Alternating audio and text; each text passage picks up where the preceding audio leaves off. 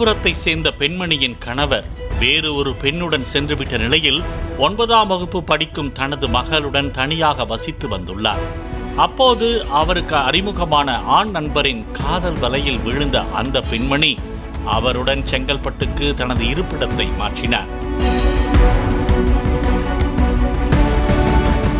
மாணவி செங்கல்பட்டு அருகே உள்ள சமூக நீதி விடுதியுடன் கூடிய அரசு பள்ளியில் 10ஆம் வகுப்பு படித்து வந்தார். மற்ற மாணவிகள் எல்லாம் ஞாயிற்றுக்கிழமை தங்கள் வீடுகளுக்கு சென்ற நிலையில் தாய் வந்து அழைத்தும் அந்த மாணவி வீட்டிற்கு செல்ல மறுத்துவிட்டதாக கூறப்படுகிறது. இது குறித்து விடுதியில் உள்ள ஆசிரியை ஒருவர் விசாரித்த போது கோடை விடுமுறையில் வீட்டில் தனக்கு நேர்ந்த பாலியல் வன்கொடுமை குறித்து விவரித்து அந்த மாணவி கதறி அழுததாக கூறப்படுகிறது.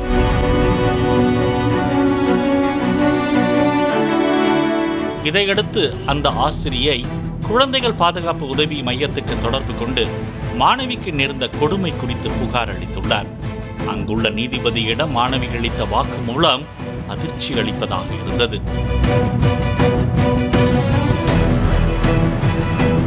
தந்தை விட்டு சென்றதால் தாயின் ஆண் நண்பருடன் செங்கல்பட்டுக்கு குடிபெயர்ந்த பின்னர் முருகன் என்ற பெயர் கொண்ட அந்த நபர் தாயை மட்டுமல்லாமல் அந்த மாணவியையும் தனது இச்சைக்கு இரையாக்கியதாக கூறப்படுகிறது.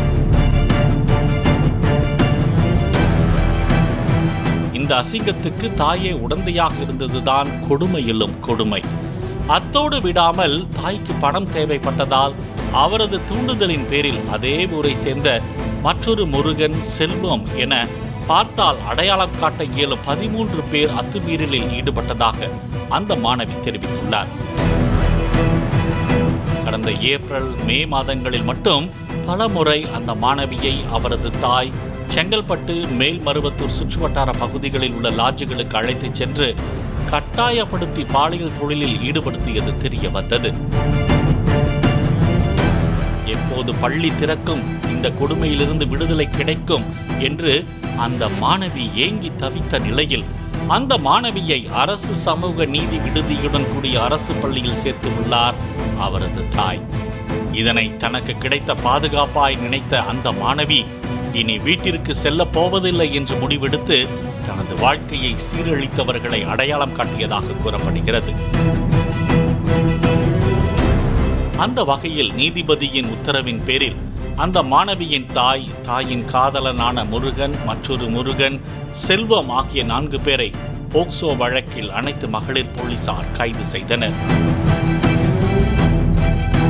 மாணவியின் மீது கைதான் வைத்தோம், தவறு செய்யவில்லை என்று கைதானவர் தெரிவித்த நிலையில் மைனர் சிறுமி மீது தவறாக தொடுதலும் தண்டனைக்குரிய குற்றம் என்று சுட்டிக்காட்டி போலீசார் கைது செய்துள்ளனர்.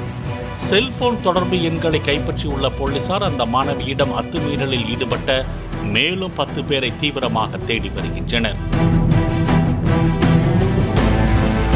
இதேபோல கடந்த 2020ஆம் ஆண்டு வண்ணாரப்பேட்டையில் 13 வயது சிறுமி ஒருவரிடம் பாலியல் அத்துமீறலில் ஈடுபட்ட புகாருக்குள்ளான காவல் ஆய்வாளர், அரசியல் பிரமுகர் என கைது செய்யப்பட்ட 21 பேரும் நீதிமன்றத்தால் குற்றவாளிகள் என்று அறிவிக்கப்பட்டு தண்டனை விதிக்கப்பட்டு சிறையில் கம்பி எண்ணி வருவது குறிப்பிடத்தக்கது. பாலிமர் செய்திகளுக்காக காஞ்சிபுரம் செய்தியாளர் ஸ்ரீராம் மற்றும் வேல்ராஜ். பிளே ஸ்டோர் மற்றும் ஆப் ஸ்டோரில் இருந்து பாலிமர் செயலியை QR கோடு மூலம் பதிவிறக்கம் செய்யுங்கள். செய்திகளை உடனுக்குடன் பெறுங்கள்.